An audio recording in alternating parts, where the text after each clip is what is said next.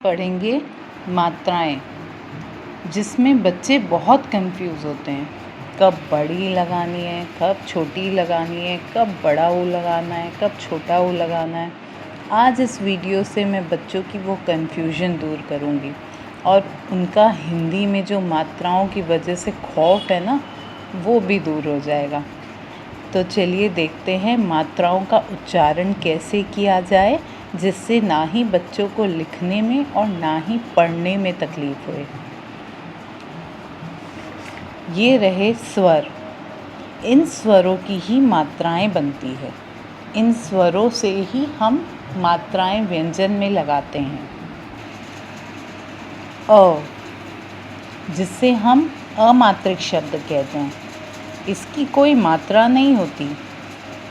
जैसे म, न, मन। हम सिंपल व्यंजन शब्द का उच्चारण सही तरीके से कर लें, म और न दोनों को जोड़ दें तो म, न, मन बन जाता है। इसमें अमात्रिक शब्द जुड़ा हुआ रहता है, वह हमें दिखता नहीं है। और ये याद रखना, हमेशा हर व्यंजन में स्वर जुड़ा हुआ होता है। जैसे कि यह अमात्रिक शब्द है तो इसमें आपको वो स्वर नहीं दिख रहा है। आगे हम आ की मात्रा पढ़ेंगे, ई की मात्रा, बड़ी की मात्रा, तो उन सब व्यंजन में आपको मात्राएं दिखेंगी। तो हर वो व्यंजन में स्वर जुड़ा होता है। जिस व्यंजन में आपको स्वर नहीं दिख रहा है, इसका मतलब वह अमात्रिक मात्रा है, अमात्रिक शब्द है। अमात्रिक शब्द बोलने से अ की मात्रा, पहली मात्रा। देखिए, यह सब अमात्रिक शब्द हैं। मन, धन, कमल, अचकन, इनमें अमात्रिक शब्द लगा है। इसमें कोई मात्रा नहीं दिख रही है। अ की कोई मात्रा नहीं होती जो हमें दिखती है, इसीलिए हम इसे अमात्रिक शब्द कहते हैं। ठीक है। दूसरा है आ।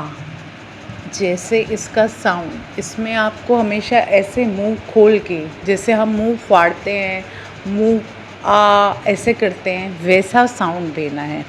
आ, समझ रहे हैं बच्चे? आ, इसमें आ का साउंड आता है। जैसे खा ना, आ का साउंड आया ना, खा ना। आम, कान, यह सारे शब्दों में हमें आ का साउंड आएगा और इसकी मात्रा सिर्फ स्टैंडिंग लाइन की तरह लगाई जाती है। जिस भी शब्द में, जिस भी वर्ण में यह मात्रा लगेगी, उसको हम उच्चारण आ की तरह करेंगे। जैसे का न, कान, क में यह मात्रा लगी है तो हम क को का पढ़ेंगे और साथ में न जुड़ गया तो हम उस शब्द को जोड़ के क्या शब्द बनाए? का न। का एक अलग वर्ण है, ना एक अलग वर्ण है।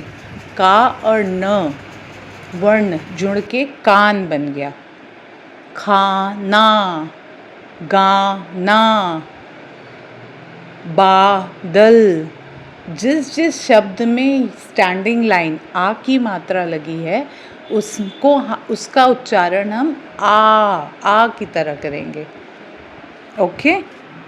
अब हम पढ़ेंगे ई की मात्रा, छोटी ई और बड़ी ई, जिसमें बच्चे सबसे ज़्यादा कंफ्यूज होते हैं। इसलिए ये मात्रा मैं दोनों एक साथ पढ़ाऊँगी, जिससे आपका यह कंफ्यूजन दूर हो।